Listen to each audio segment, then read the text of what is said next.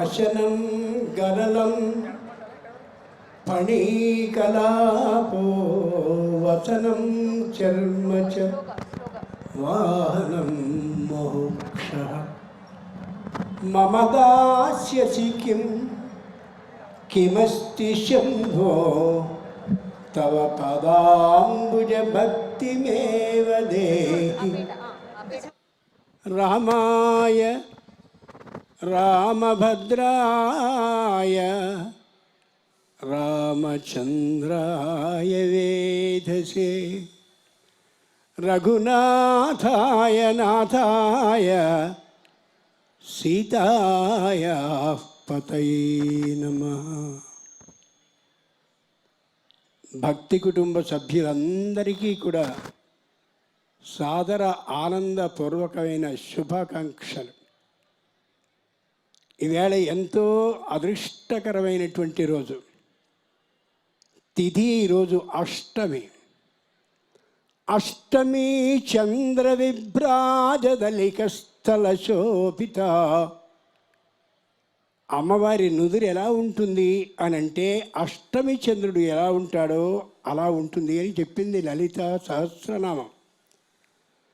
ఆ పైన చంద్రుడు అష్టమి తిథి నాడు కనిపిస్తున్నాడు అమ్మవారి నుదుటిలాగా. అంటే అమ్మవారు చూస్తోంది మనం చేస్తున్నటువంటి ఈ ఉత్సవాన్ని. కాబట్టి అమ్మవారి సాక్షిగా మనం ఈ కోటి దీపోత్సవాన్ని చేసుకుంటున్నాం అన్నమాట.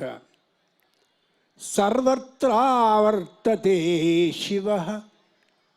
కార్తీక మాసం నెల రోజుల పాటు పగలు రాత్రి సాయంత్రం ఈవేళ ఆవేళ అనకుండా అన్ని కాలాల్లోనూ కూడా శంకరుడు ఉంటాడు అని కార్తీక పురాణం తెలియచేస్తుంది. కాబట్టి మనం వెలిగించబోతున్నటువంటి ఈ దీపాలని దీపోత్సవాన్ని సాక్షాత్తు శంకరుడు చూస్తుంటున్నాడు అన్నమాట. ఆయన సాక్షిగా మనం వెలిగించుకోబోతున్నాం. ఇంకో విశేషం కూడా ఉంది. దీపదో లభతే విద్యాం దీపదో లభతే శ్రియం దీపదో లభతే చాయు దీపదో లభతే దివం. ఈవేళ ఎవరైతే దీపాన్ని వెలిగించబోతున్నారో వాళ్ళకి విద్య అంటే జ్ఞానం లభిస్తుంది, వారికి స్వయంగా ధనం లభిస్తుంది, వారికి ఆయుష్యం పెంపొందుతుంది. అంతేకాక స్వర్గ సుఖాన్ని ప్రసాదించేటటువంటి ఆ మృతి కూడా లభిస్తుంది అని చెప్తోంది.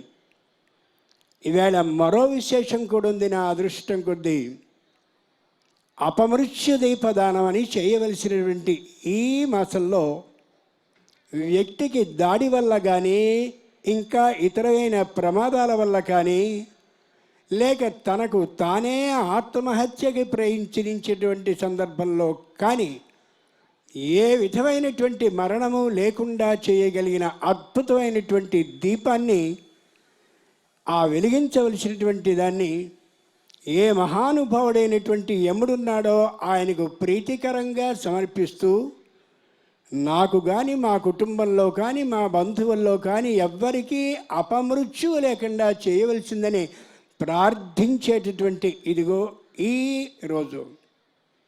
ఒక్కసారి మీరందరూ ఆ శ్లోకాన్ని అనండి. ఎవ్వరికీ మృతి లేకుండా చేసేటటువంటి విధానాన్ని యముడు ఏర్పాటు చేస్తాడు. యమాయ ధర్మరాజాయ మృత్యవే చ అంతకాయ చ ఔదుంబరాయ దధ్యాయ నీలాయ పరమేష్ఠినే. మరింకో విశేషం ఉంది ఈ రోజుకి. ఏ మహానుభావుడైనటువంటి శ్రీహరి ఉన్నాడో ఆయన పుట్టిన నక్షత్రం ఈరోజు శ్రవణం. ఈవేళ ఉదయం శ్రవణం ఉంది.